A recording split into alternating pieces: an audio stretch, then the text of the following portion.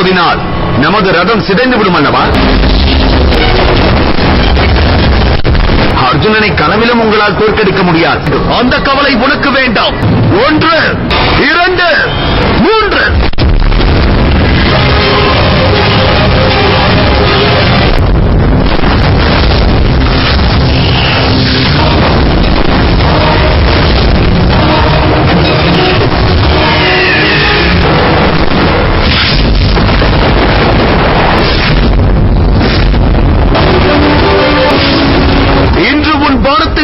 என்ன என்பதை கண்டுவிட்டேன். என்னை வதம் செய்வதற்கு இந்த வேகம் போதாது.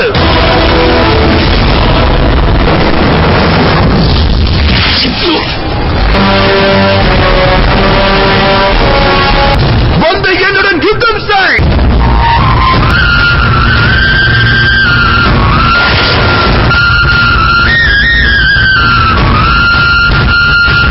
பார்த்தா உதிரம் இணைவதின் உணர்வு இது. அதற்கான சாட்சி இந்த பானம்தான். கர்ணனும் அர்ஜுனனும் சகோதரர். என் இரு மைந்தர்களையும் காப்பாற்றுங்கள்.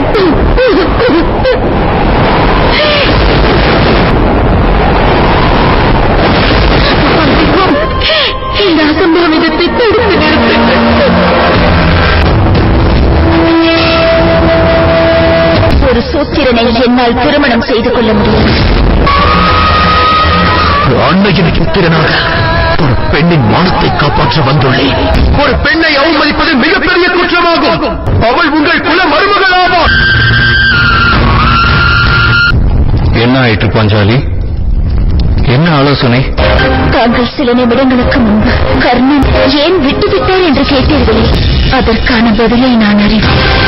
என்னுடன் யுத்தம் புரிய விரும்பினார். எதற்காக தேடியை போல் ஓடுகிறான்? பதில் கர்ணனுக்காக காத்துக் கொண்டிருக்கிறது. பார்த்தா நாம் தற்போது செல்லவிருக்கும் இடத்தில்தான் சிலரது சாபங்களும் சங்கமிக்கப் போகிறது. ஏன் தாயே, ஏன் இந்த உண்மையை எங்களிடம் மறைத்தீர்கள்? அனைவரிடமும் இருந்துதான்.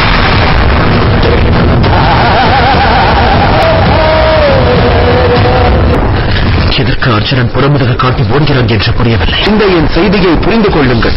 இங்கிருந்து சென்று விடலாம். நான் என்ன கூறுகிறேனோ அதை மட்டும் செய். அபிமன்யுவை போன்ற ஒரு மாவீரனின் தந்தை என்பதை என்னால் நம்ப இயலவில்லை. பின்னே செல்வதற்கு வாய்ப்பு கிடைத்தும் அவன் பின்னே செல்லவில்லை. ஆனால் அவன் தந்தை ஓடிக்கொண்டிருக்கிறான். போதும், நிறுத்து கர்ணா, உன்னை எச்சரிக்கிறேன்.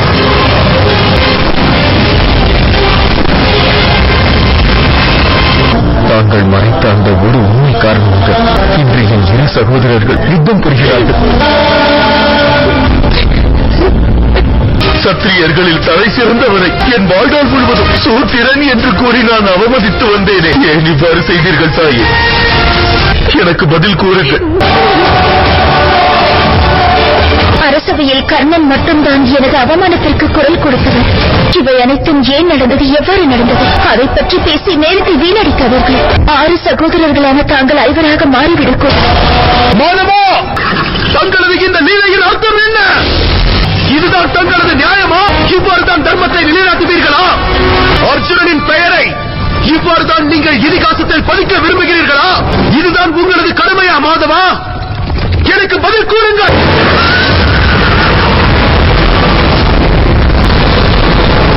நீ உனது கடமையை தேர்ந்தெடுத்திருக்கிறாய். நான் என் கடமையை. எனக்கும் என் ரதிக்கும் இடையே வராமல் இருப்பதுதான் உனது கடமையாகும். அங்கரசு, நான் உங்களை செல்ல அனுமதிக்க மாட்டேன். இன்று இந்த யுத்தம் முடிவிற்கு வந்தாக வேண்டும். அவர்களை தடுக்க மகா திவ்யாஸ்திரங்கள் தேவை. தாங்கள் தற்பொழுது நிற்காவிட்டால் நான் என் திவ்யாஸ்திரத்தை பிரயோகிக்க வேண்டியிருக்கும். எது சரி என்று படுகிறதோ அதை நீ தாராளமாக செய் கர்ணா.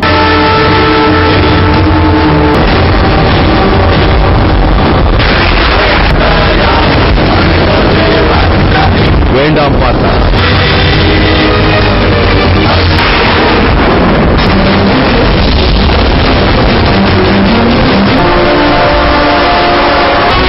இந்த பரசுராமன் உன்னை சபிக்கிறார். நான் உனக்களித்த திவ்ய அஸ்திரத்தை முற்றிலும் மறந்து விடுவார்.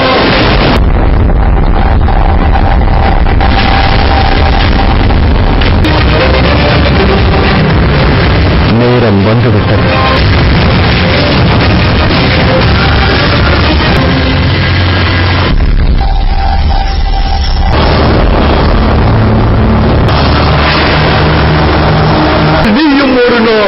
இதே போல் எந்த உதவியும் இன்றி சிக்கித் தவிப்பாய். உன்னை சபிக்கிறேன்.